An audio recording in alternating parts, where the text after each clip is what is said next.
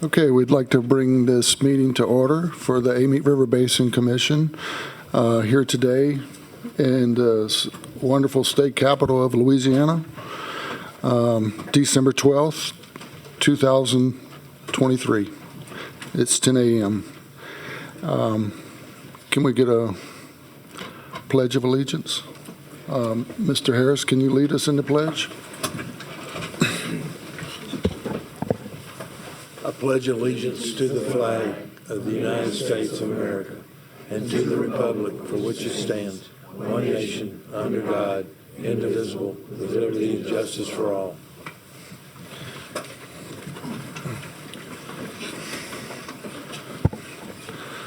Thank you, Commissioner Harris. Tony, can we get a roll call?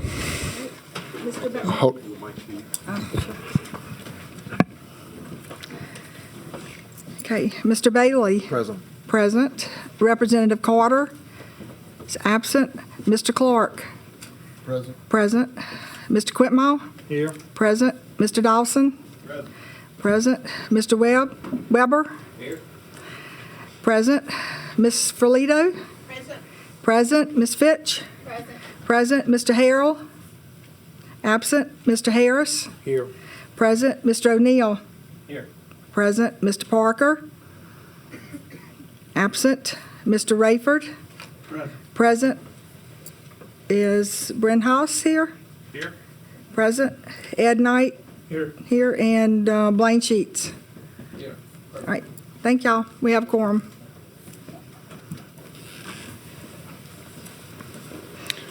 Okay. Thank you, Tony. Do we have any public comments for today's meeting?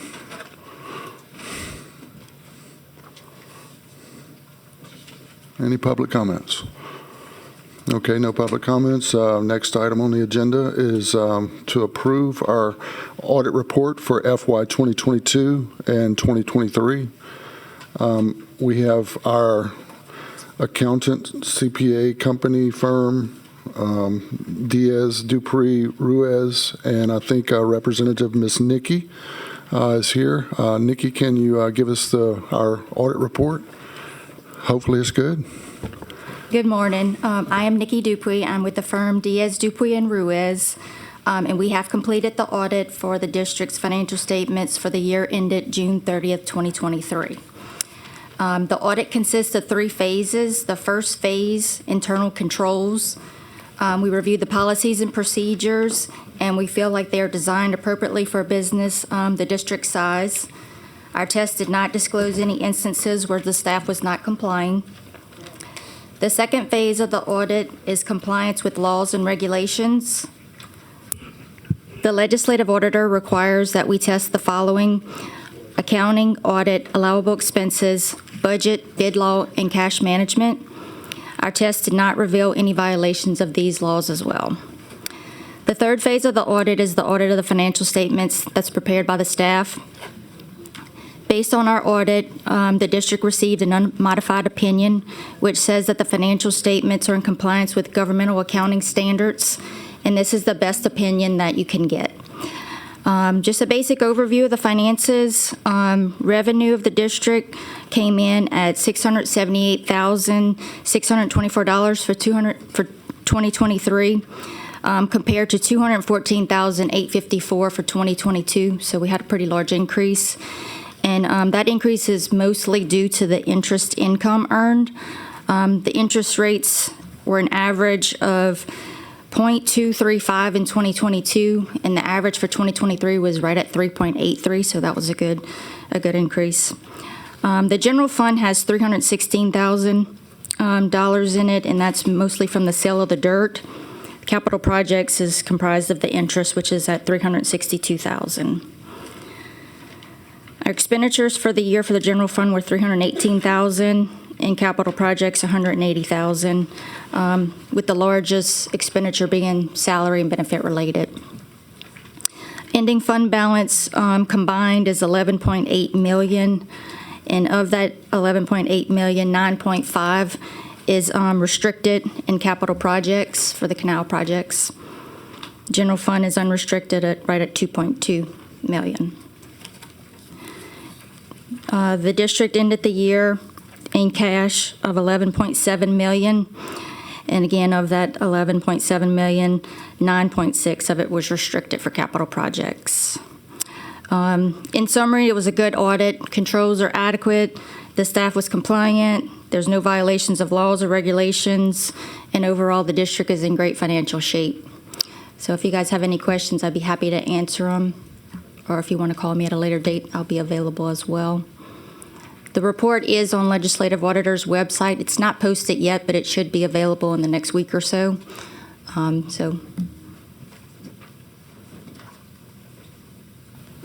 Okay, do we have any questions? Commissioner Bailey? Got a question? Okay. Go Okay. ahead. Hold on. Let me get this. Go ahead, Gary. Do you foresee the interest rate climate remaining stable throughout the rest of the year and into 2024? I know I'm kind of asking to have a crystal ball, but Yeah. It's stayed stable throughout from June till now, so it's hopeful that it will. Yeah, I don't have a crystal ball, but it would be nice if it does stay that way.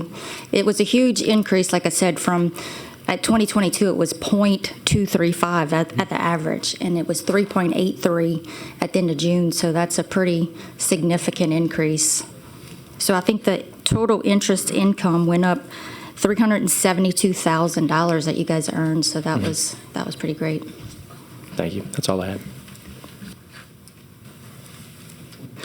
Tony, can you explain a little bit? I know you handle a lot of our accounting and bookkeeping here in the office, and appreciate all that you do. Can you expand upon this a little bit?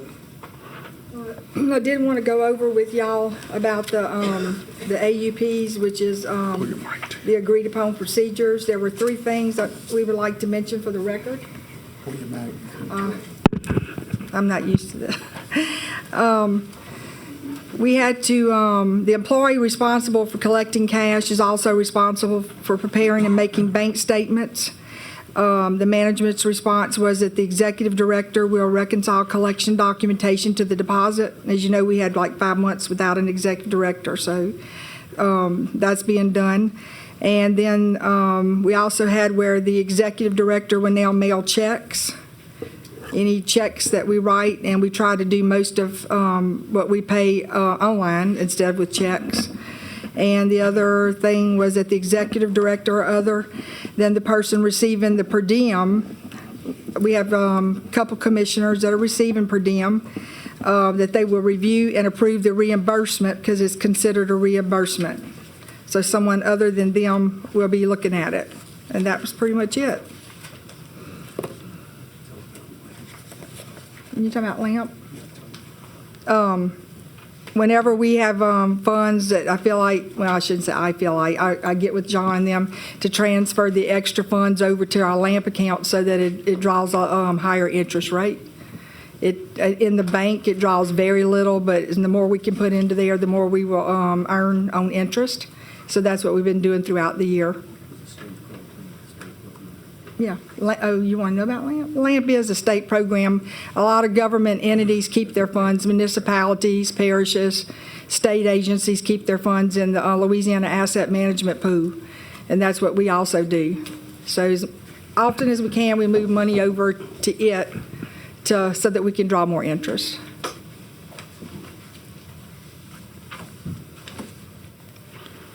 Thank you, Tony. Do we have any more comments? So it sounds like we're doing pretty good. Thank you for the audit report. Just to clarify, as good as it sounds like that we're doing, $8 million of that is dedicated to the Comite River diversion as the tax that was approved by the voters that's sitting there. The additional monies that we have is been some juggling around, like Tony has done with the money that she's put in LAMP and the interest that's been earned. And also the sale of dirt from the Comite River Diversion Canal to East Baton Rouge Parish. And so besides that, that's kind of the income for the ARBC. As good as it sounds, that's limited to those things that we're trying to make something out of nothing. So anyway, any comments from the board?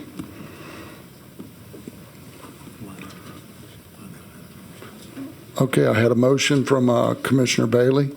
Do I have a second to accept the audit? Commissioner Dawson, got a second? Any opposition?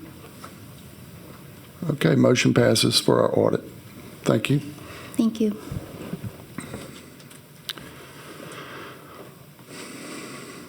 Okay, our next item on our agenda is approval of the minutes. Everybody had a chance to look over the minutes? Any additions or corrections? Any public comments? Hearing none, do I have a motion to accept the minutes as written? Motion by Commissioner Rayford, second by Commissioner Weber. Any opposition? Minutes approved.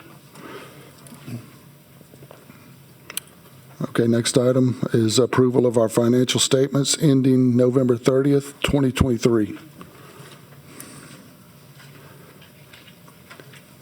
Do we have any public comments? Okay, do I have a motion to approve? Motion by Commissioner Bailey, second by Commissioner Harris. Any opposition? Financial statements approved. Next item is a report by ARBC President. I just want to tell everybody Merry Christmas, and, you know, 'tis the season, and remember the reason. And besides that, we'll carry on. Thank you all for letting me serve. Thank you all for all the work that you do.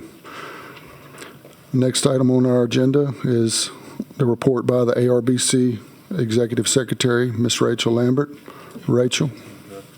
Executive Director, I'm sorry. I'm sorry, Rachel. She'll take that job, too. Can we put the slideshow up?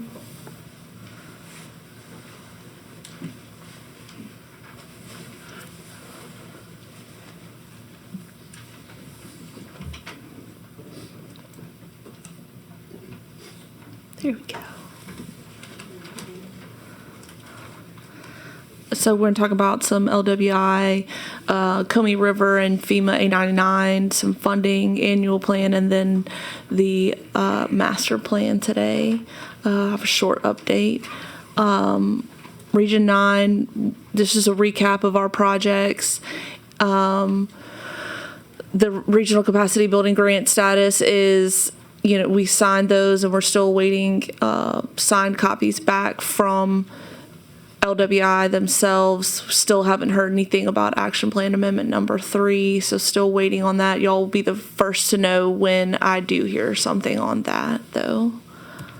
One thing that we did hear was that our Zone A99 status is not, or the Zone A99 is not going to be able to begin until all parts of the Comey River Diversion Canal are at 50%. So that's a big change from what we discussed last month. I think there are at least 4 more features that need to be let still. They're in the design process, haven't begun construction. The Corps, I got an email that detailed this. If you want a copy, I can send it to you all, but that the Corps and FEMA have been discussing this regularly. At the bottom, you can see stated that they were having bi-weekly meetings, and had specifically spoken with the flood hazard mapping team at FEMA, and that they conferred, and it's in the regulations that all of the components of the Comey River Diversion Canal need to be at 50% in order for them to start the Zone A99 process. Our annual plan today, we're going to hear later from CSRS. You should all have a copy in front of you, and thank you for those of you who provided comments on our draft plan. We're going to deliver this to the Senate and House Transportation Committees before January 1st. I've set some public hearings for the first quarter of 2024. In the north, we're going to have our meeting on January 9th from 5 to 7 p.m. at the East Feliciana Alumni Center. I will send all of you calendar invites for all of these, so do not fret. And then in the central and the south, we're playing some schedule juggling, but it's going to be either the 22nd or the 29th for each of those. The central is going to be at the main Goodwood Library from 5 to 7 p.m. and then the south is going to be from 5 to 7 p.m. at the Ascension Parish Complex. And then a revised plan will be resubmitted to the Senate and House Transportation Committees to include all of the public comment that is received at those public hearings and returned back into them. Oh, kind of cut it off. So we have master plan advertising tomorrow. And thank you for all the engineers here in the audience today. Our timeline is advertisement tomorrow, opening on January 16th, and the intent would be to award at the February 20th meeting. So the deadline for the completion to turn into all of you all would be, I have set for December 31st, 2024, and then we're going to submit that to the legislature. I think I have that the February 28th, 2025. Later, when we get down to our master plan RFQ action under old business, we need to discuss the evaluation committee. I've sent you several emails detailing how we're going to review the RFQ, whether or not we're going to do the full board or if we're going to select a committee so that we can do interviews, so that we can rank all of these proposals that come in and score, and then hopefully the committee will make a recommendation to the full board, and that's what we would consider at the February 20th meeting. And that's all I've really got today. Really kind of just waiting and in a holding pattern, waiting for everyone to kind of get back to us on everything that we've been working on over the past 2 months. So any questions, I'll entertain.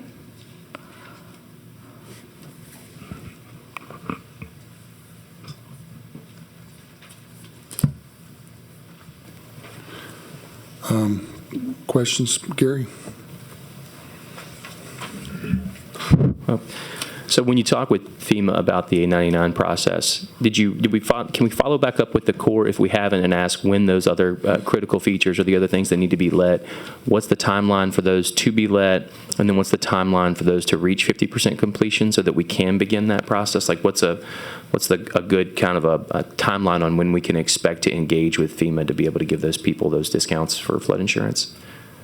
Yeah, I think that some of those status updates are in your packet for the Comeet River Diversion Canal, so some of those segments, but I'll make sure that I'll send you all an email with specifically which 5 segments still need to be let. But I think that a lot of those are waiting on utility relocation. That's kind of the holdup, Florida Gas. Florida Gas. And Yeah, which they're having Comeet River Diversion Canal status update today at, I think, noon, right? It was supposed to be at 10:30 today, but hopefully we're going to get to attend after this meeting today. So Also, thank you very much on behalf of the rest of the commissioners for the Christmas gift. We really appreciate that. You're very welcome. Merry Christmas, everyone. Happy holidays. Merry everything. So.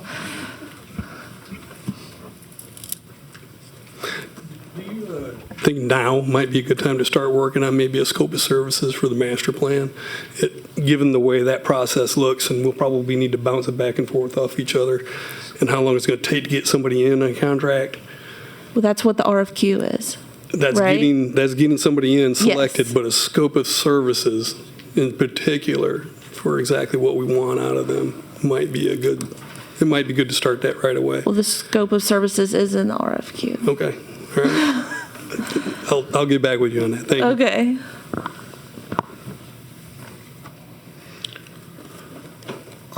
Any more comments on Rachel's presentation? I had a question. I think the Watershed Council or Watershed Initiative is having a watershed coordinators meeting coming up 20th. the 20th? Okay, could you, I know that you've been kind of the point of contact for that. Can you provide us the exact time and the link so we could perhaps sit in on that too? Just for those people that might want to do it, that don't have nothing better else to do, but it is important. We do have a lot of skin in this game, and our neck is out, and a lot of our local parishes are looking and hoping and would like to see where this is going from the horse's mouth. You can do that? I will send that out. Okay. Any other things? Brand, you got a comment? Okay, thank you, Rachel. One of the things she asked about was discussion about how the board wants to deal with the review of the proposals on the RFP. So are we going to collectively do they want to point of contact? Okay, here, Larry, won't you?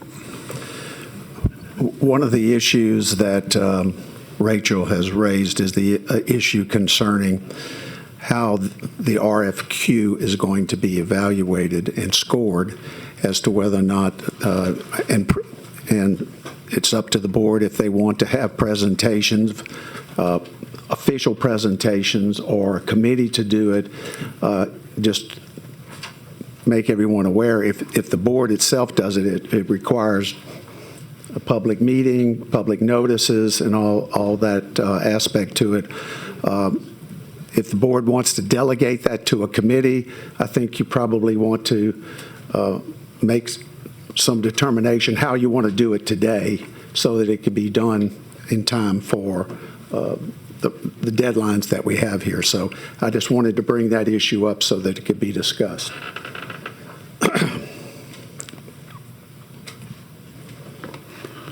Commissioner Quintmall, you got a comment? There we go. Yeah, that's exactly what I kind of wanted to discuss. I would prefer that we create a committee, and that way just having the whole board do it would be difficult, but we can create a 5-person or 7-person, whatever the number, committee to evaluate these. I think would be advantageous, and for us to take action on that today, I think would be benefit us in the near future. That's my comments. Thanks.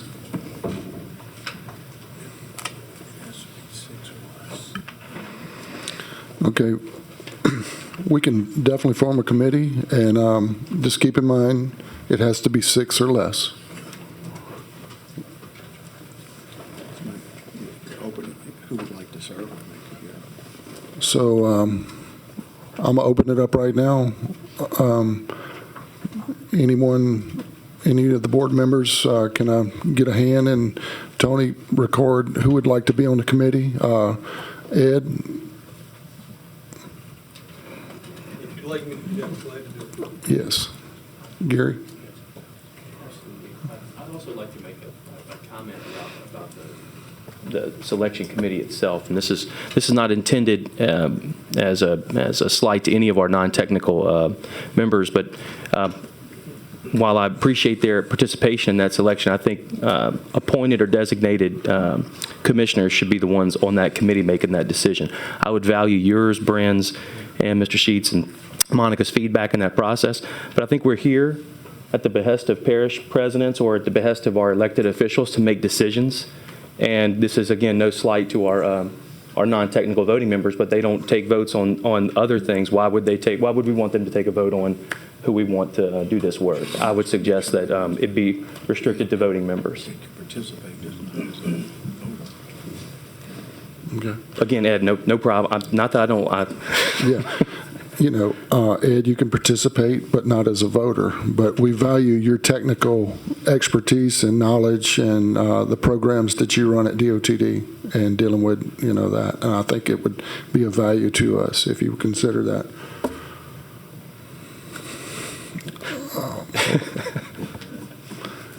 I'll be glad to serve whatever way you want me to. Technically speaking, you're right. I can provide a lot. I've got a lot of knowledge on the basin. I don't know if the committee is actually voting or not. The board ultimately does the vote to approve. So the any way committee's you going to want me make a serve, I'll be glad to. recommendation. The committee's going to make a recommendation to the full board as to who to select, basically. The way that it will work is that everyone's proposal will be scored based on the scoring metric that's set forth in the RFQ, based on the points weighted. And then typically the top 2, 3, depending upon how many proposals are received, you may go and the committee may elect to interview those respondents to try to get a better feel, and then eventually make an award recommendation to the board. Yeah, that follows precisely with our procurement processes we use at DOTD with Tier 2 requirements. They come in, if we want to do the interviews or the proposals for that, that's a good way to go about doing it. But yeah, any way you want me to serve, just let me know. I'm glad to help. Anyone else? I mean, Gary? Okay, Gary. President Quitmall? Mr. Dawson?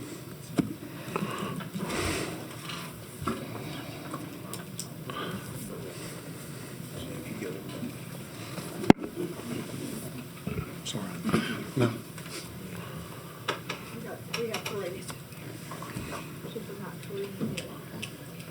Okay.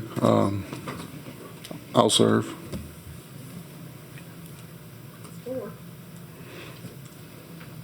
Leanne? And we have a couple members that aren't present. Can the public speak? Can we have public comment? Some public comments. Yeah, absolutely, public comment. Come forth. My name is Cindy O'Neill. I'm from Livingston Parish, and our representative is not here today, and I would like for Livingston Parish to be represented on that committee if possible, because we make up a large portion of the district. Sounds good. So, yeah, we did, consider that some of the board members aren't here that may be key and would like to participate. And so we have how many do we have, Tony? 5, so we have one more. So it looks like we could fill that slot. All right, sounds like we have a committee. Can I make a motion to name President Cointma, or excuse me, can I make a motion to name President Cointma the chair of that committee?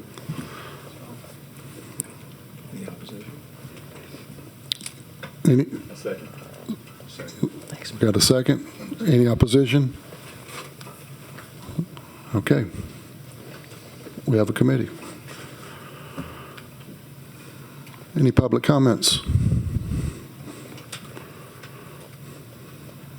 Okay, thank you.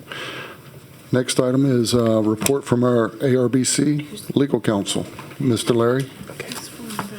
Some of these items are further down in the comment in the old business, but I'd like to go over it in your packet. So we discussed this briefly about Act 393 of the 2023 session, in which there was some additional requirements being placed concerning the issue of allowing people with disabilities being able to participate in some manner. The statute is set up in multiple layers, but the layer that we are required to deal with, and we have to deal with it by promulgation of a rule, and that rule has to be advertised in the register, and then for public comment, the intent to enact this or adopt this rule gives the public the opportunity to comment on the rule, and then ultimately it would be submitted to the legislature for consideration.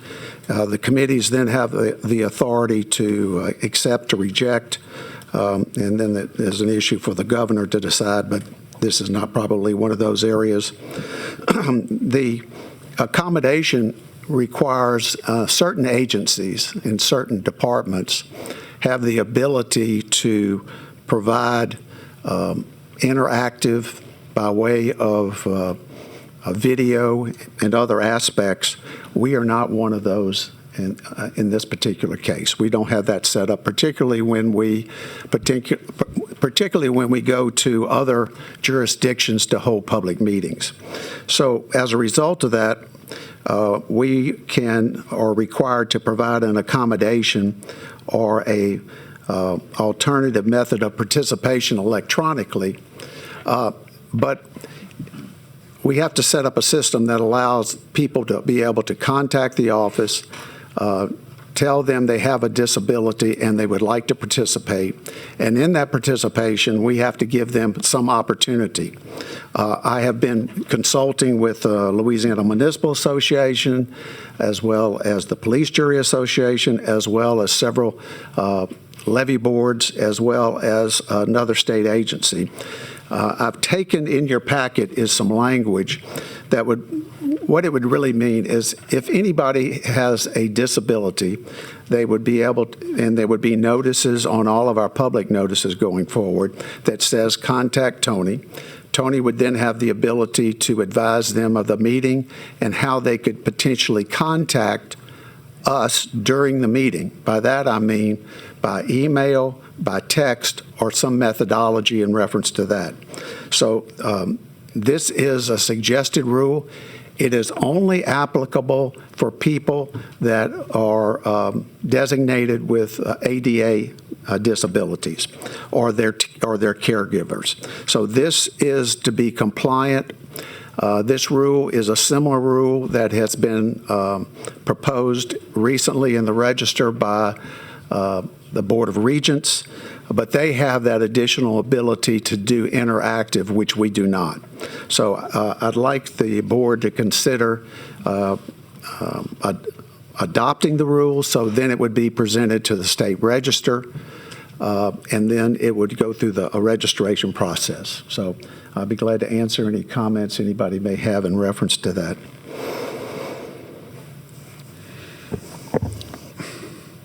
Commissioner Quitmo.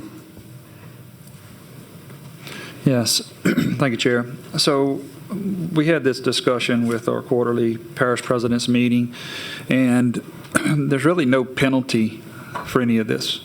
I think this legislation had good intentions, but all of our buildings are ADA compliant, and I think that we have things in place for that.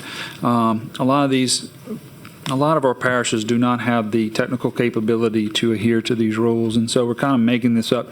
I anticipate, based on our conversation, that you will see legislation and this come up, legislation session to amend this and possibly focus more on pandemic situations such as COVID and those things, so that we can have meetings in that fashion. So I just wanted to let our committee and the residents know that obviously I believe some future legislation to amend this so that it is enforceable and we are allowed all parishes to comply with the law. So just wanted to note that. Thank you.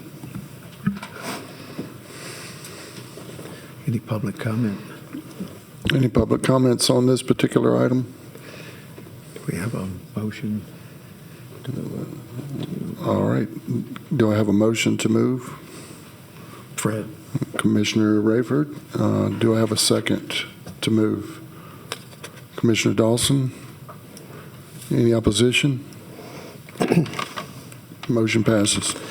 So you be aware of, so the process is this will be published, this won't be published until January. Then there is a public comment period, and then once that passes, then it is then published again as a actual adopted resolution of the board.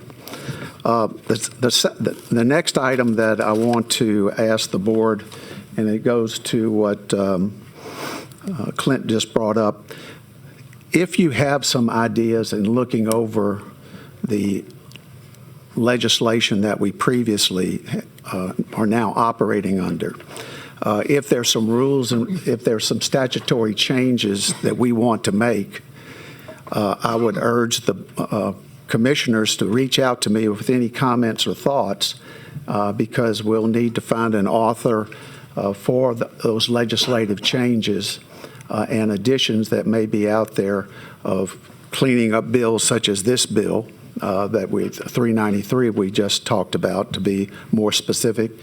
And the other aspect is, for those of you who may remember, the actual district of the Amite River Basin Commission, CPRA developed a boundary lines, but I don't know whether or not that was ever formally adopted by the legislature. That, I don't think it did, but it's over there, the legislature, so we need an author of the bill to submit that piece of legislation to be added to this session. Also, any changes that you think may be out there, there might be something as it relates to how it's kind of inartfully drawn as it requires us to hold meetings in different locales. That needs to be probably fixed. And also the issue that we just discussed about 393 and any of the other regulations that we have within the board that may be an impediment for us to move forward. So if you have comments or thoughts about it, I think the legislative session comes up pretty quick. We'll have the January and February meeting before that. So if there's something you want to get changed, we need to be working on that now. So that's the only comment that I have in reference to that. Otherwise, that's all I have.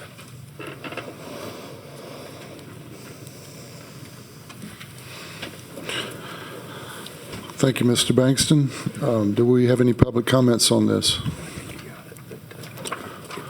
Okay. Do it. I would like to circle back to our committee for the RFQ. Apparently, Commissioner Harrell is watching the meeting live stream, and he has texted and said that he would be willing to serve on behalf of Livingston Parish on the committee. So that completes the maximum number 6 people that we can have. All right, moving on, our next item on the agenda, we're starting old business, and that is a presentation of our annual plan. That's what that packet is. Are we doing something, Stoker? And we have the contractor here with CSRS, Mr. Stoker Brown.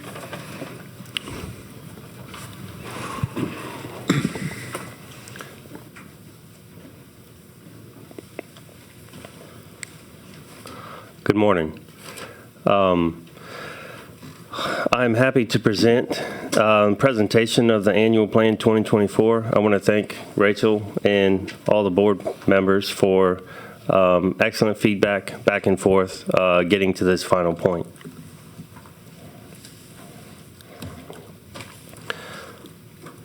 That's an interesting reorganization of those words. Look different on my computer. That says the purpose of the plan. To describe ARBC's formation and history, to outline the legislation that empowers ARBC, inventory and describe projects previously managed by ARBC, inventory and describe active and planned construction projects that will be managed by ARBC, policy and initiatives that will be implemented by ARBC, describe all funding sources that the ARBC anticipates pursuing in the upcoming fiscal years, and summarize all ARBC projected revenues and expenditures for the upcoming fiscal year and 2 additional fiscal year cycles. Basically going to run through this. I do not anticipate going through it in detail unless anybody would like. I delivered those yellow packets as I walked in this morning. That has this presentation, the annual plan itself, and the one-pager. So if anybody would like me to go into any more detail as I run through these slides, please stop and request.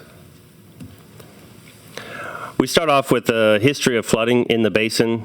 Generally, four types of flooding conditions: localized flash flooding, downstream flooding, backwater flooding, and coastal flooding.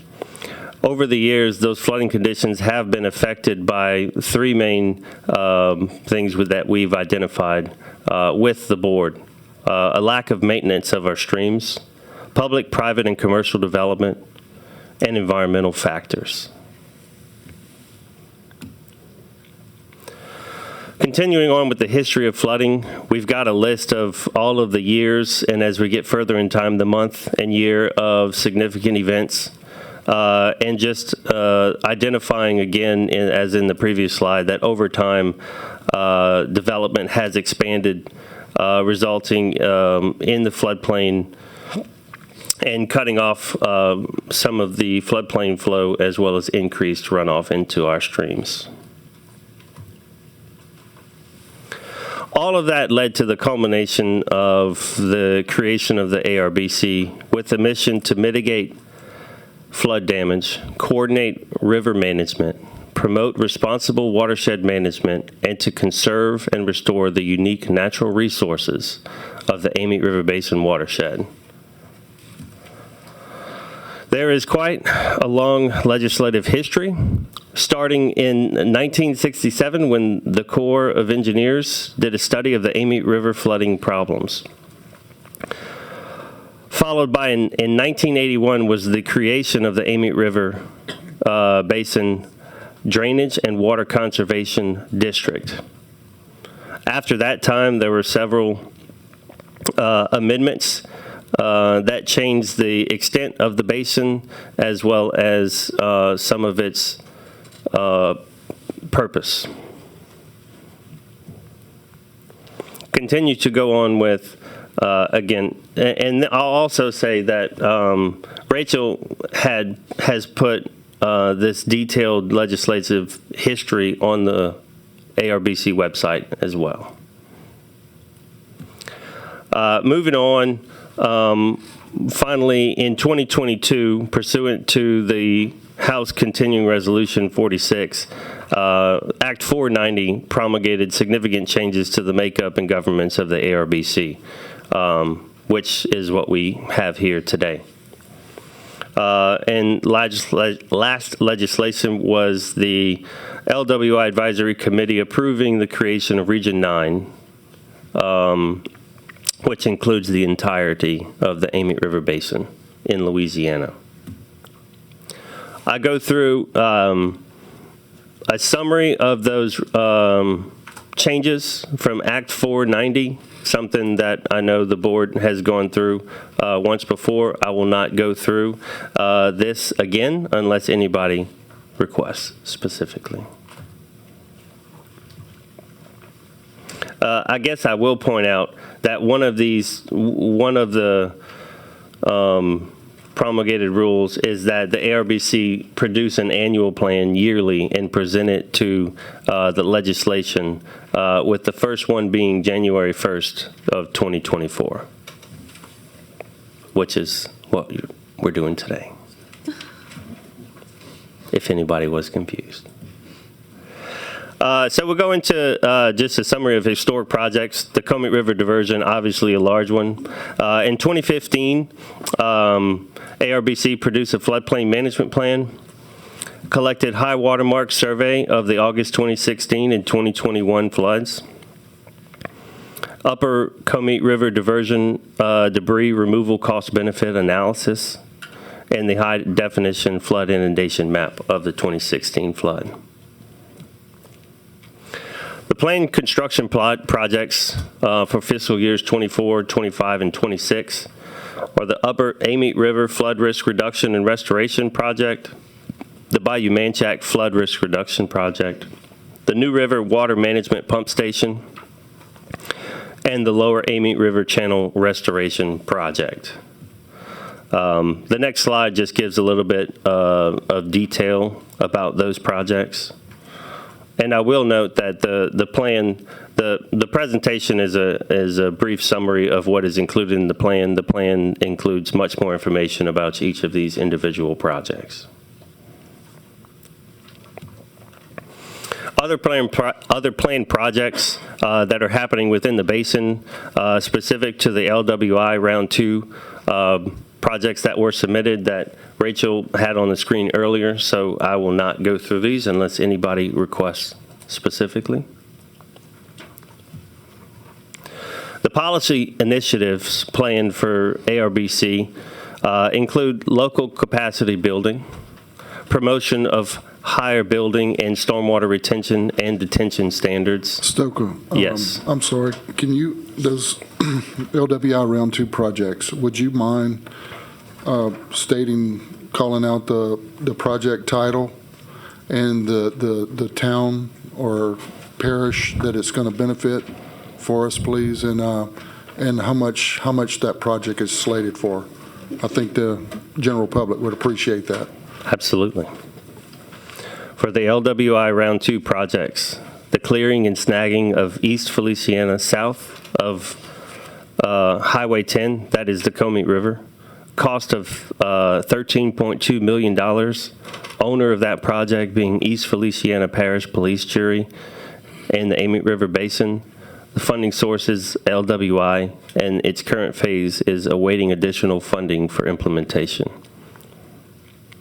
Next is the clearing and snagging of the Comey River in East Feliciana north of Highway 10. Project cost of $13.7 million. Owner, East Feliciana Parish Police Jury, Amite River Basin Commission. Funding source is LWI, and its current phase is awaiting additional funding for implementation. West Shore's wrong. West Shore needs to be Kennedy Heights Drainage. It's okay. Okay. The West Shore Interconnected Levee Phase 2 should be the Kennedy Heights Restoration Project, and I'll get that information here, so I'll come back to that. The John LeBlanc Detention Improvements at a cost of $500,000. Owner, Ascension Parish. Funding source, LWI. And current phase is awaiting funding for implementation. The Taylor Bayou Regional Improvements at a cost of $8.8 million. The City of Walker. Funding source, LWI. And awaiting additional funding for implementation. The Lower Bayou Conway Drainage Improvements Project at a cost of $1.7 million in Ascension Parish, funding source LWI, and its current phase is awaiting additional funding for implementation. Lastly is the Kennedy Heights Drainage Improvement Project at a cost of $3.7 million in the City of Gonzales, funding source LWI, and current phase awaiting for additional funding for implementation.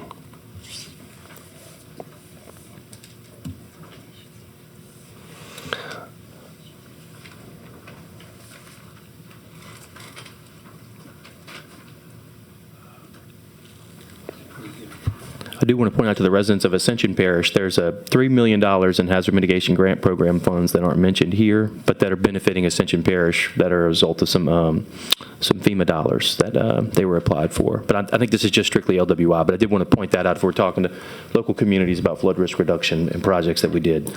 One of those is going to Ascension Parish, so I wanted Clint's folks to understand. So anyway, thank you for the rundown, Stoker. Yes, that's correct. Thank you, Stoker, for explaining and going into that a little bit. Please continue. Yes, sir. Again, if anybody would like a bit more detail as I run through this, please let me know. The policy initiatives, I'll go into a little more detail here and go through each one. So the local capacity building, expansion of ARBC's local presence, including assistance for lower capacity jurisdictions, competitive funding applications, floodplain management technical assistance, and regional coalition building.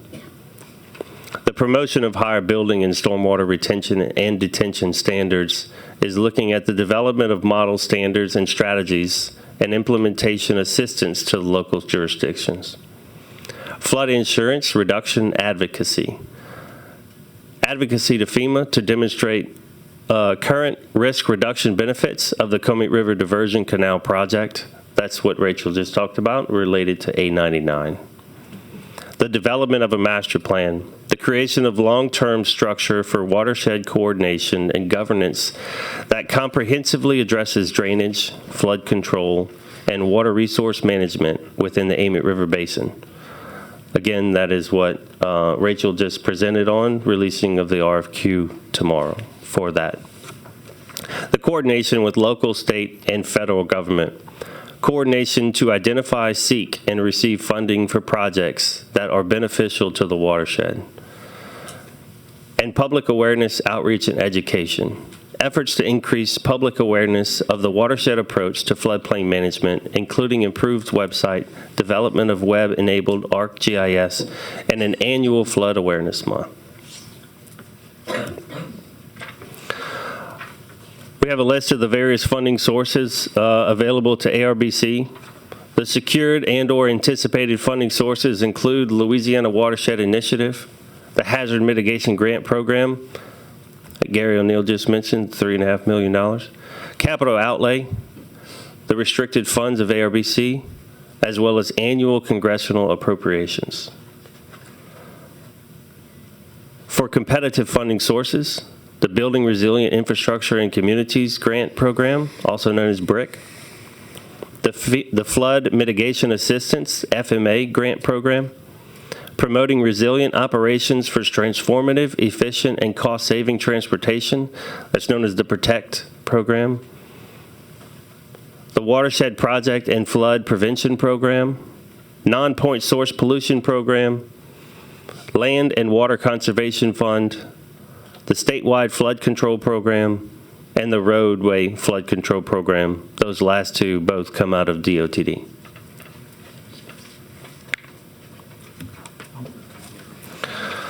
And finally, the projected fiscal year 24, 25, and 26 expenditures. We've got the project name, its location, the current phase of the project, and its status, the owners, sponsors, funding source, the total estimated project amount related to the project in total, and the 3 fiscal year expected expenditures directly from the ARBC. So the Comey River Diversion Project, currently in construction and ongoing by the Corps of Engineers, currently expecting no expenditures over the next 3 years from the Amite River Basin Commission. The Watershed Master Plan, current phase pre-solicitation by the ARBC, estimated project fund of $3.5 million. I apologize, the Comey River Diversion Project estimated project total, $970 million. So the Watershed Master Plan, estimated project total of $3.5 million with expected expenditure of fiscal year 24 at $1.75 million. The Lower Amite River Restoration Project in Maurepas, awaiting additional funding for implementation.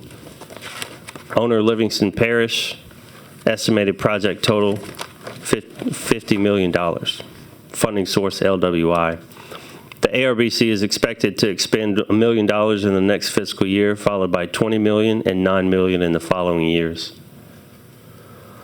Bayou Manchac Flood Risk Reduction Project, currently in the design phase by PLD. LWI funding source at a total of $82 million.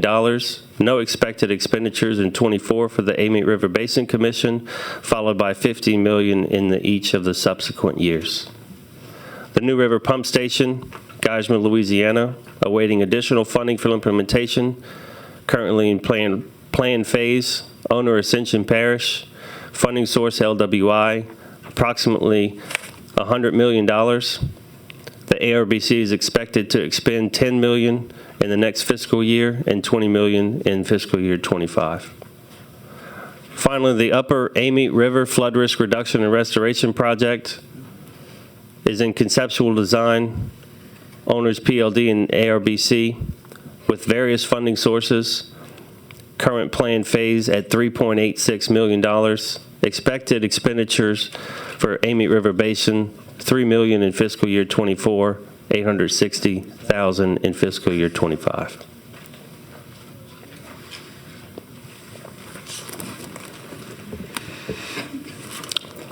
Thank you.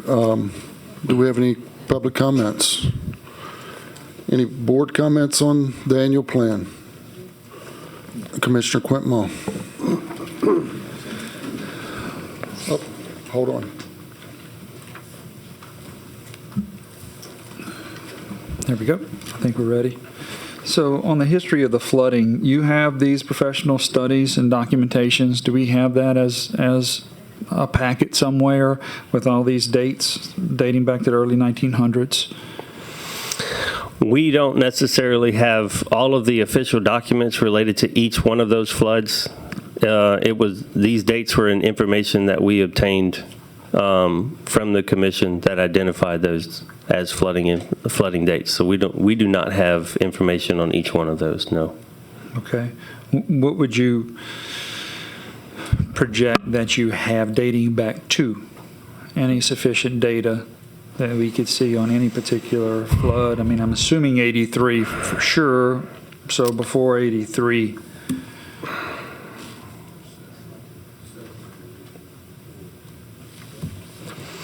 So the 2015 floodplain management plan identifies some of these dates and some information. There were also several studies, obviously one by the Corps in 1967.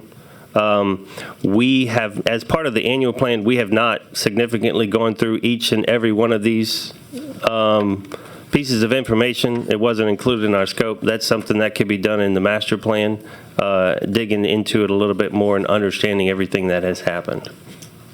I think that should be a priority in the master plan, is to assimilate one location for this information, and us, ARBC, being the holder. And so if we can start to gather all the information out there that is with these significant flood events, so that we can have one location to access this information as we try to determine how projects have either benefited us or not, and how development and growth in our river region has affected our flood elevation heights. So I think that all that information and going back and looking at those particular events is crucial as we plan moving forward. So I would like to be an initiative as we move forward to gather that information into one sole location, so that we will have access to that in the future, part of the master plan. Excellent recommendation. And you did a wonderful transition into the 2015 floodplain management plan, and I may have missed it, and that's very possible. Do we have that given to each of the members? Has that been emailed to us, or a Dropbox that we can access that 2015? So it's on the website, and I figured it was, and I figured I missed it, so that's great. So on page, my time up? Yeah. So page 15, you have the Bayou Manchac flood risk reduction plan, and you have funding source capital outlay.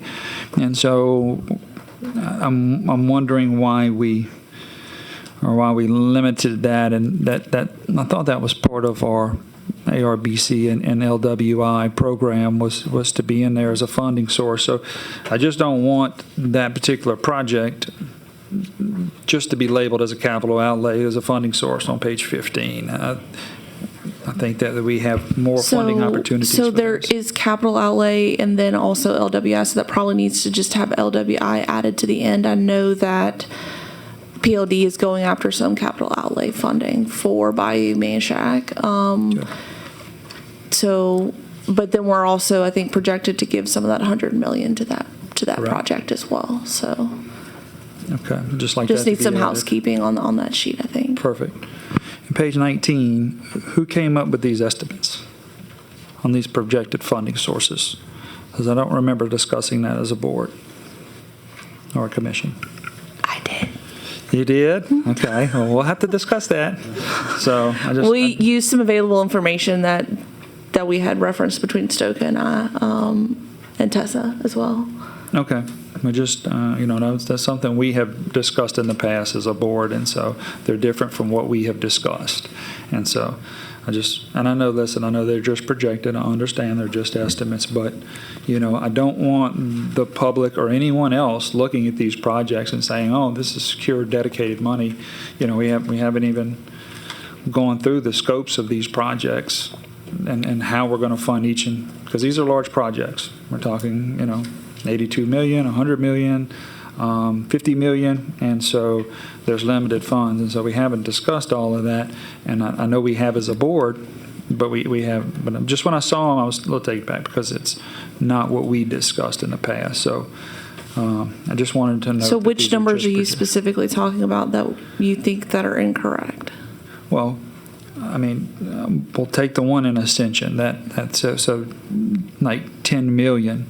Well, who decided that that's what is going to? Well, I know that there's it's still somewhat in design. There might be an expenditure of 10 million of the 30 million that because these are the total cost is 104 million for the whole project, right? But from the discussions that I've had with the board, that I think 30 of the 100 million was going to be given potentially to that project. And so I just kind of divided it up into some, I don't know, engineer logic in my brain as to how it might fall out over the next 3 years. Yeah, so I guess that's I don't remember 30. And that's my point. And so I know we talked about the Amy River dredging and how much. And so, we specifically got 100 million. And so that's very critical on how we spend those dollars. And this is not kind of what was discussed. So I just want to note that these are not hardcore figures for people to look at until this board decides those figures, and so they all need to understand these are estimates, and all these projects move at different speeds and other things as far as funding. So I just want to make the point that none of this has been decided as a board. We did not vote on this. We did not take action on this, and so these are very, very preliminary numbers. Just want to note that. That's the end of my comments. Thank you.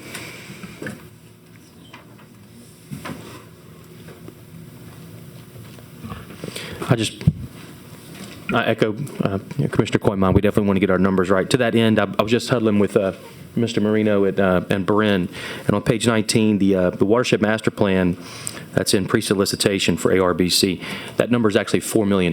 It's not $3.5 million. There is technically $3.9 million of the $4 million left, and we just rounded it to 3.5 as a expenditure. So there is that money available. So I'm just going off of what we discussed and what originally was discussed with ARBC. So in other words, I just saw the number. It didn't according to my recollection, it wasn't accurate. So I just huddled with them, and I just wanted to make that point. So anyway, that's all I had.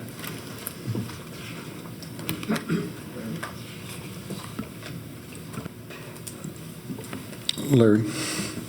So there was an appropriation of $4 million. Some of it has been spent. This is money that's available for this purpose, and the regulations, annual plans, and all that. It doesn't mean it has to be spent.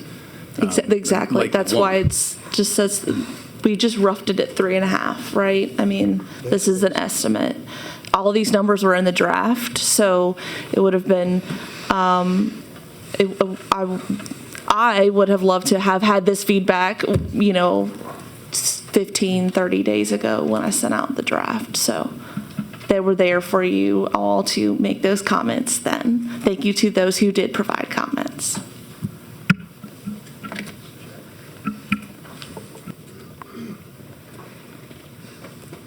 You good, Larry? Yeah. Mr. Chairman. Larry, you good? Public comment. Some public. I wanted to. Okay. In reference to the comments that have been made, I think it would be appropriate on this page 19 to put some asterisks by these dollar amounts that are anticipated here, just so the public is aware, one, we don't have that money in hand, and two, those are estimates based upon the very tentative aspect because these projects are still under planning. But I think the issue can be cured if we simply put an asterisk by it to explain to the public, because they're going to read this and say, oh, wow, next year you got $10 million coming in fiscal year 2024, and I think that would solve that issue in reference to that. Also be aware that some of the money that was appropriated to CPRA, they have spent some of that money. So we don't have a total of $4 million ourselves, but some of the money in helping implement us getting this board set up, as well as some of the other aspects, have been used by CPRA. So that's kind of a comment about that. If we're talking about it later on, in the actual plan, it's on page 27 also, if something comes up. Thank you, Bryn. You always notice the details. Commissioner Haas? Thank you, Mr. Chair. Yeah, I had punched my button before Mr. Bankston made his final comments there. Some of that money has been expended by CPRA, but I just wanted to make it very clear that it was expended on commission business in setting up the meets and bounds. There was some background work in setting up this commission, and then, of course, on this task that we're discussing right now. So it was not spent on purely CPRA business that didn't have anything to do with the commission. It was all expended on commission business. Thank you. Okay, public comments.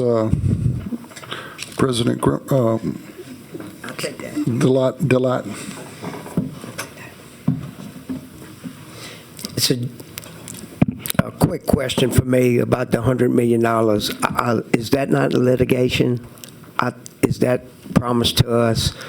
Okay, that is under the watershed initiative, and that was a kind of a last move where they decided to give Region 9, we petitioned, and to give Region 9 $100 million. That is contingent upon HUD's approval of Amendment 3 under the Louisiana Watershed Initiative Action Plan. So this is all hinged upon whether the federal government approves this or not. Okay, thank you. But we hope so. If you have any connections. Not none. Commissioner Harris. Sorry I didn't get to you 30 days ago with this question, but on Bayou Manchac, there's nothing planned for that, providing the funds come in. We're not able to start on that until 25? No, that's part of the capital outlay funding. I know that PLD has applied for fiscal year 24 to do permitting and construction drawings. So they're not ready to actually expend money on construction. Right, but on out of the $100 million, a chunk of that was one of our top 3 projects, and a chunk of that. But if we don't have permits or construction drawings, we can't expend construction dollars. And we expect that to take at least a year. Okay. Okay. Commissioner Quintmont. So Bayou Manchac, is that a PLD project or an ARBC project? The intent through conversations that I've had with PLD is that they're going to finish permitting and construction drawings, and then we're going to take over it as construction project. Okay, I just don't remember voting on that. I mean, we don't have to, but Well, no, I don't. No, we don't, but Okay. we probably should. So, I don't know, just a lot of stuff's moving fast, and I just don't recall it being on our agendas, so, thanks.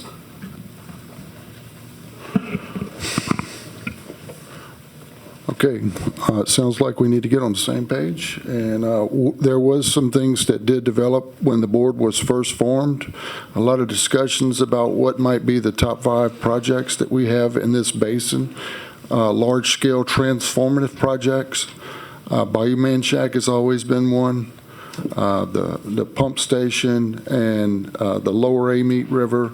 We're looking at things that is very obvious and that need to take place before we can get on a diet, and implement an exercise program. We got some immediate concerns that we need to address in the system, the Amite River Basin. So we'll revisit that, and Stoka, you can qualify those projects, with a footnote as advised by Larry. Yes, I've got a list of a couple slight modifications that we can take care of following this meeting and send out a revised final. Brent, let me ask you, is CPRA a potential funding source also? I mean, do y'all not advertise for projects? Yeah, I think we would be. Okay, so we might add CPRA as a potential funding source.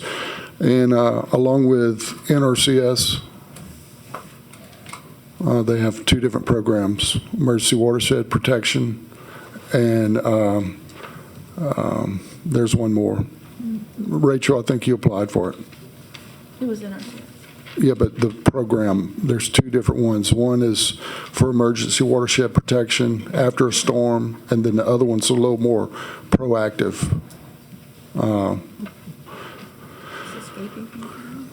It's escaping So me. let's look at all of our funding sources.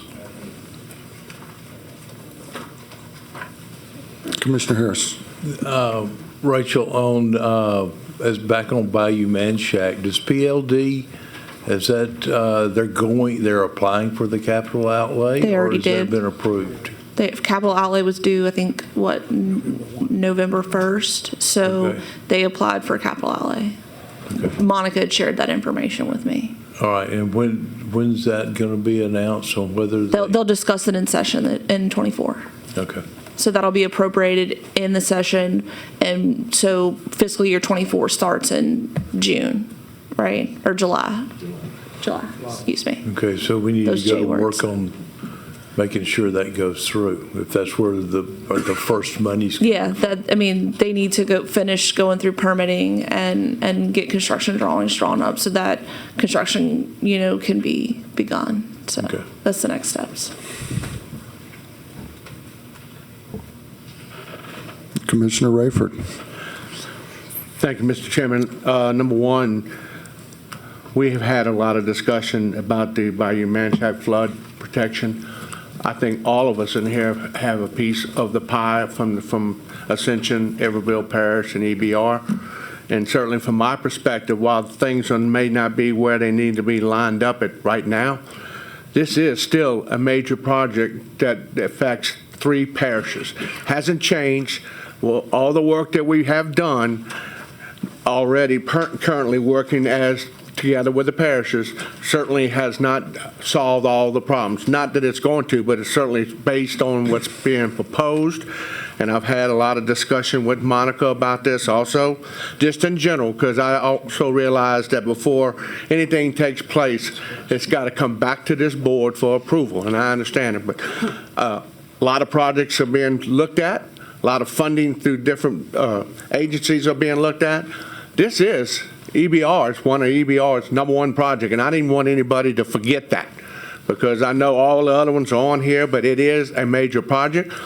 We are working with her to do through capital outlay funding for this, because it is critical for us and actually for the other 2 parishes in general for this improvements to happen. And I just wanted to clearly state that, because I know there's a lot of discussions and funding, and I'm going to get my 2 cents in, because I certainly believe this is a critical piece of our drainage. Helps us, helps a lot of people, but it also helps get water out of here quickly and possible, including the dredging of the Amite too, which has also been discussed. That's all I have. Also Thank worth you. noting, I think that PLD and McKemmick Reed are investigating going after BRIC or FMA funding for the remainder of the Bayou Manchac project as well for construction. Okay. It's the number one project for Iberville also. Okay. I understand. I guess it's just everybody's passing. So I want to make sure this is critical for us, for EBR, because everything we have pretty much drains there or to the AMIT, which ultimately is still a problem. But there again, it's important for us, and I just want this board to know that, and because I know there's a lot of other projects that are going to be popping up, but to me, this is one that's been there for a long time. I'd like to make sure that it gets done. That's all I'm asking for. Commissioner Quintmore. Thank you. So I don't think that anybody argues that this project's not important. Certainly is for Ascension, since we drained our northern end of our parish into Manchac. I think that what concerns me is there's discussions, and I'm not sure what ARBC role plays. And so if we're going to take over construction, I have yet to review a CEA. And so when are these conversations happening other than in these board meetings? And so I don't know. I think that this full board should know our role as ARBC and what role we play into this, because we have had discussions about Bayou Manchac for a year now. And so there's already been actions taken that have not come before this board. And I don't know if that bothers anybody else, but it concerns me, because is it our project? Is it not? Have I seen a CEA? What role do we play? Are we just going to fund this? Or are we not? I don't know, and that concerns me. And so I just would like to have, if PLD has gone to their board and voted on this, I would think that then it would immediately come to this board to vote on it. If we are to play a role, if we are to not play a role, then that's fine. It shouldn't be in our annual plan. So that is my concern. I would just like to have some transparency and some procedure to what is going on with this particular project, because it is very important to Ascension Parish, and I would like to know where it's headed. Thank you. So no actions have been taken. There have been discussions of trying to further, we'll call it, cement this commission's importance and need for the basin, in the basin, and one of those is trying to see what projects are out there and wanting to take a more active role in getting some of those projects on the ground. Whether or not we take an active role in the construction of the Bayou Manchac project, it is still intended that some of the $100 million from LWI is going to fund some of that project.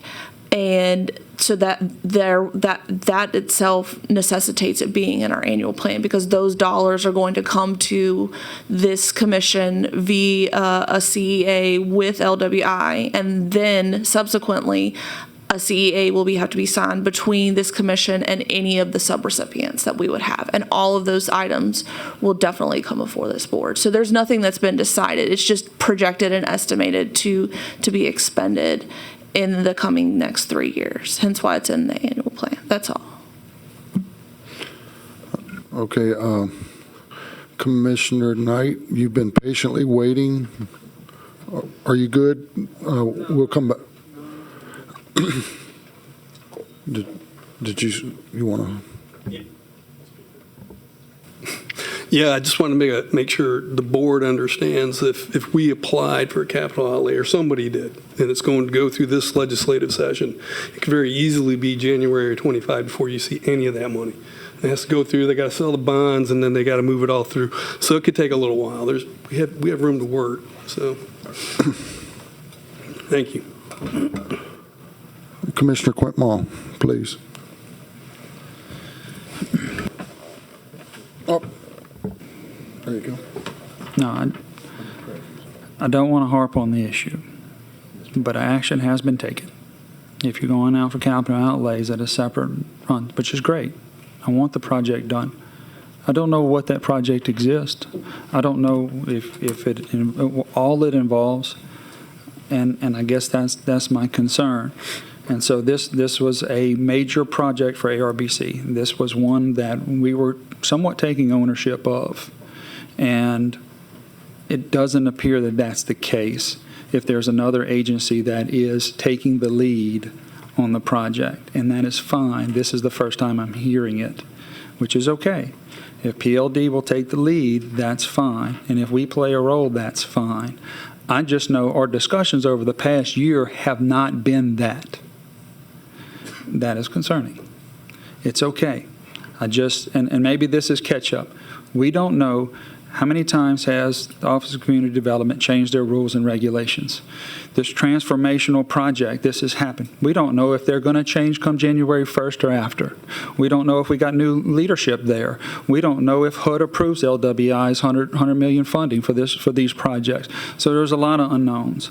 I guess this is an important project to Fred, to East Baton Rouge, to Ascension, and to Iberville. It is critical, and it has been because it's played a critical component in 2016 and 2021 flooding events. And then obviously what we do there has impacts in St. James and as well as Livingston. And so all the parishes basically within that 5-parish region are affected by this project. And so I guess I want to kind of just note that we need to start taking a closer look at where these things are headed, who are leading them, where they're being funded, and all the parameters when we start listening. Because I don't want the public to look at this and say, this is where ARBC is headed. Because I can't tell you today that's where we're headed. Because these are different conversations than we've had over the past 12 months. And so I'm going to conclude my comments here. But we need to all get on the same page if we're going in a different direction than what we've discussed over the past 12 months. Thank you. Commissioner Harris. I've got the same concerns, and I'm in the same boat with Fred and Clint that what we're talking about here is another year going by before there's even any chance of doing anything on Bayou Manchac. When they committed to us, we were going to get $100 million. This group did meet and say, how are we going to divvy that up? We needed 300 is what we had asked for, for our 3 main projects.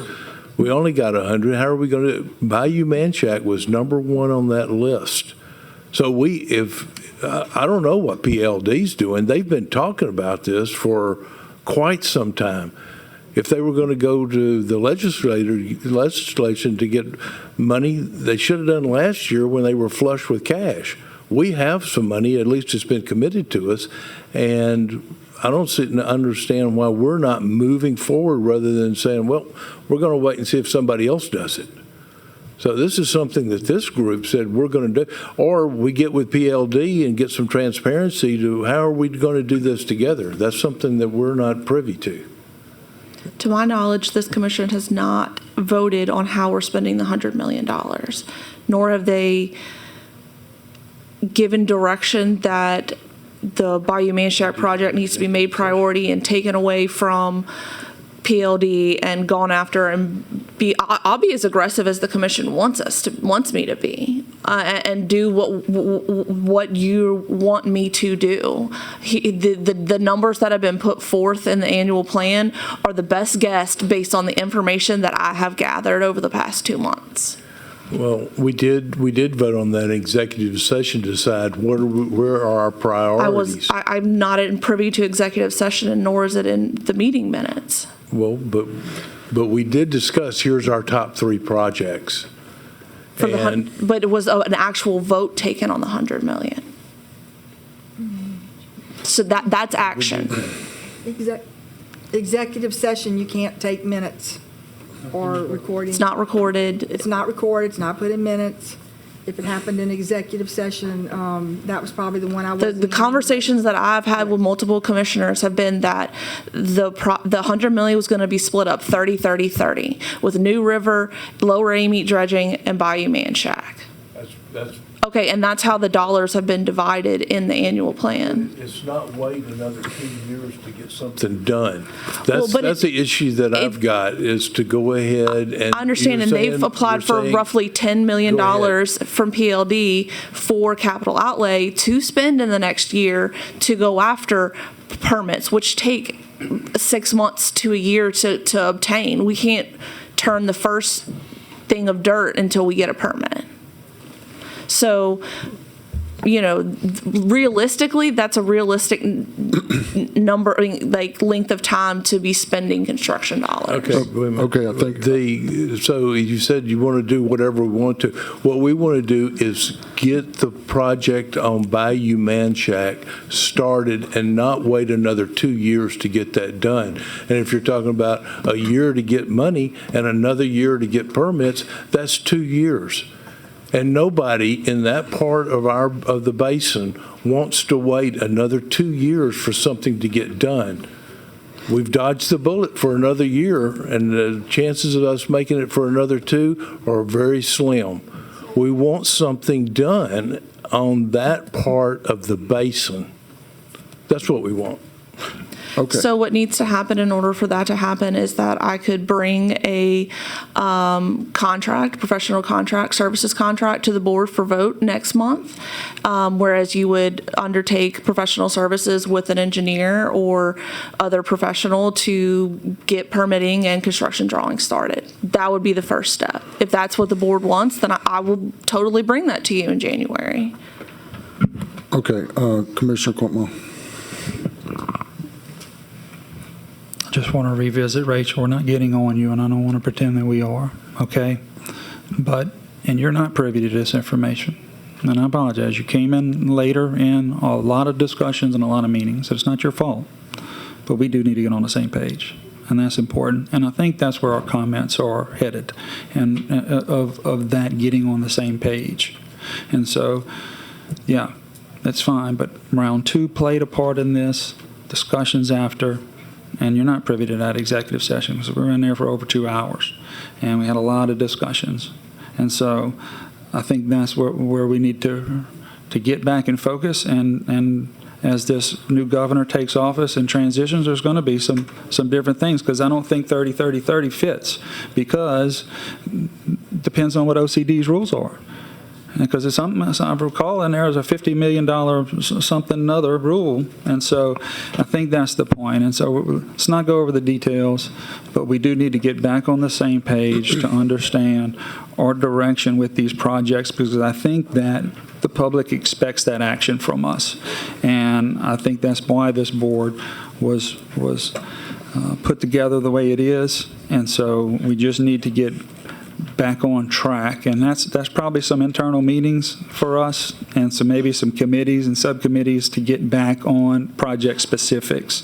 And so I just want to know we're not getting on you, but there is a lot of information that you don't know, and we got to all get together and get back on the same page of where these projects are. That's all. Thank you. Thank you, Clint. And I will say thank you for saying you're not trying to get on me, but it felt a little personal, but that's because I take this job very seriously and very personally. Just that's just who I am. And, you know, I have tried to reach out. I've had a meeting with almost all of you, and I send, I know, an ungodly number of emails every week, and I get a response from 2 or maybe 3 of you. So I would love the information. I really want the feedback, so. Okay, thank you. Public comments? Mr. Delotte?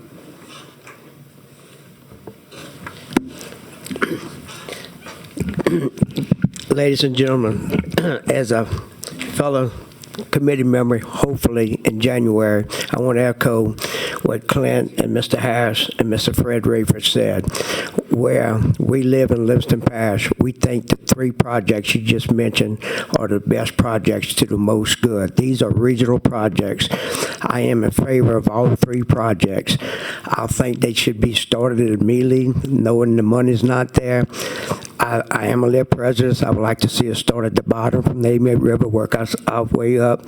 But I'm telling you, each and every one of these projects have to work in conjunction because that is going to help the most people in our region. And I'm in favor of that and hope to be sitting there in January. Thank you. You may want to ask him, does he want to serve on that committee in January? You know? Maybe. You mentioned the order of those projects starting. Okay. I think, the channel, the lower Amite, which is taking all the water from up above, you can improve all you want up above. Let's pretend these two glasses here. One glass is half full of sand. One doesn't have, so it's 8 ounces. I could take this 8 ounces and pour it in there that with sand, and that's what's happening. We remove that back to the natural drainage capacity. That's going to help everything above flow down. Now, it may not stay that way, and that's our immediate problem. And then after we address our immediate problem, then we can go on a diet and start doing more exercise. Thank you. Any more comments? Okay. Do I have a motion to accept the annual plan with considering the comments that we've made and that they're going to be revised and we will see something that reflects that and resubmit it to the board? But go ahead and submit it to the legislature. All right. Explain that, Larry. Well, in order to comply with the requirements of the legislative act, this needs to be done. I think maybe the motion could be considered with, go ahead and have the notations that commissioners have made in reference to the unknown aspects of some of this money with asterisks on that. And I think that was the only issue that we really had, just to show that so the public does not be of the belief that the money is in hand. The motion would be to authorize that this be submitted to the legislature as amended, and then the board be submitted new copies, but no additional action by the board in order to comply with the legislation would be the motion. Thank you. So do I have a motion? Motion by Commissioner Rayford, second by Commissioner Dawson. Any opposition? Motion passed. Thank you. Thank you for the healthy discussion. Thanks. Thank you, Stoker.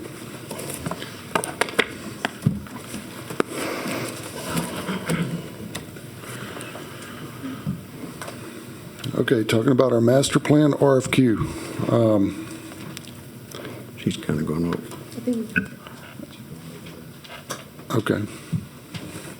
I think unless we want to talk about that more, I think we've sufficiently kind of covered that. We came up with the committee. Well, we've talked about the timeline. I kind of covered that. This was mostly, I was going to cover it in my report and then wanted to have an item specifically for the committee action, but we already kind of went there, so. Okay. Do we have any comments from the board? Any concerns? We're good? Any further discussion on this? Okay, do I have a motion? A motion by Commissioner O'Neill. Do I have a second? Second by Commissioner Bailey. Any opposition to this? Okay, motion passes to proceed with the master plan RFQ. Say it again.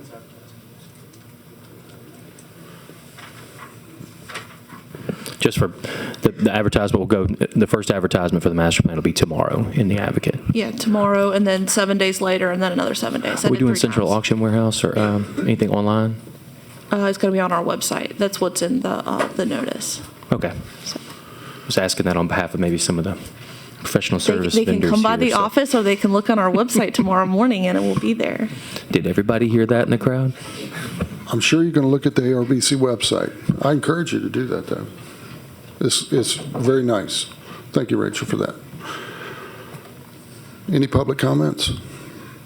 Okay, our next item is Act 393, Public Meetings Law Update. Larry? That's what That's just what we've already moved to publish in the Register, our intent to adopt. No additional action is necessary. So do I have a motion to adopt? We've already done that. Okay, we've done that? Yeah. Okay. So, all right, so we're good on that one. New business is to renew the Reddit Consulting Contract Information Technology. Tony, can you explain a little bit about that particular contract? Yes, that's Chris Lemoyne. He's been with the commission for about 20 years. He's our IT person. And we pay him about $200 a month, basic retainer, and if we use him, it goes toward, that $200 goes towards it. He said he took care of the issue yesterday, so I don't know when that shows up, but I'll follow up on it, make sure it was done. And it's a renewal of his contract. Okay, any board comments on that? To address what Tony's talking about, I just noticed his annual report to Secretary of State wasn't filed. I just pointed out that he needed to do that if we were going to sign a contract with him. So anyway, yeah, as somebody who owns an LLC, you got to file a little report every year. So I just noticed that and pointed it out. So. Okay. I have a motion by Commissioner Bailey to renew the contract. Do I have a second by Commissioner O'Neill? Any opposition? Okay, motion passes. Next item is our 2024 meeting schedule. Have you all had a chance to look at that last page in your packet? I'll provide a little commentary on that. Tony and I wanted to get all these dates ahead a time before you all, so that they could all be on your calendar.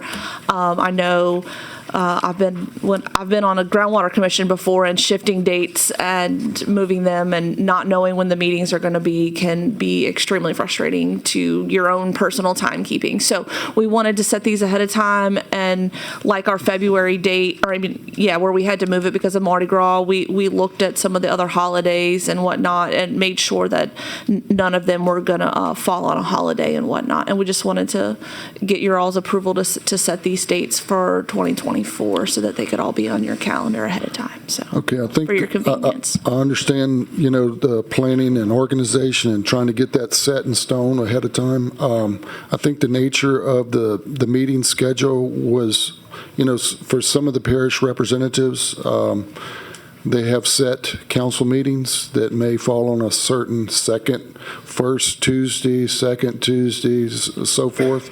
Without a calendar in front of us right now, it's hard to say that we can commit to that. Unless otherwise. Has everybody had a chance to look at this? Do you feel good? Does this fall on does it have any order to it, or is it just? It's the second Tuesday of the month. Okay. Except for February, Okay. which is the 3rd. Okay, that works. Any comments from the board? Bren, you got a comment? Any public comments? Commissioner Quitmall. It's not a problem. I just need to check the dates. I think as the legislative session starts here, it limits our presence here at the Capitol. So, which is apparently kind of what these meetings have been set at the locals, which is great. I just need to check with Essentia Parish to make sure that we have that availability because of our location is part of a jewelry pool thing in addition to council meetings. So I'll let you know, Rachel, as soon as I get some confirmation. I think Tony and Ruth have already coordinated those dates. I didn't know, so, yeah. Yeah. Which happens all the time. Tony's on top of it, so Got it. she Perfect. did all this work. So Awesome, thank you. Do I have a motion? Motion by Commissioner Dawson, second by Commissioner Bailey. Any opposition? Motion passes.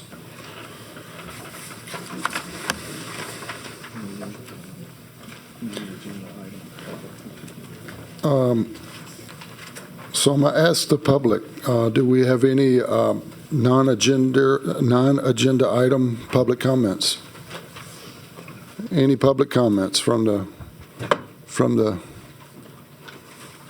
you all? I mean, it can be anything. All right.